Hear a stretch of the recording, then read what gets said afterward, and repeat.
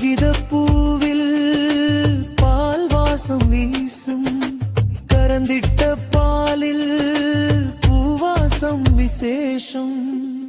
ஏக்கங்கள் எல்லாம் ஏகாந்தமாகும், ஏக்கங்கள் எல்லாம் ஏகாந்தமாகும்.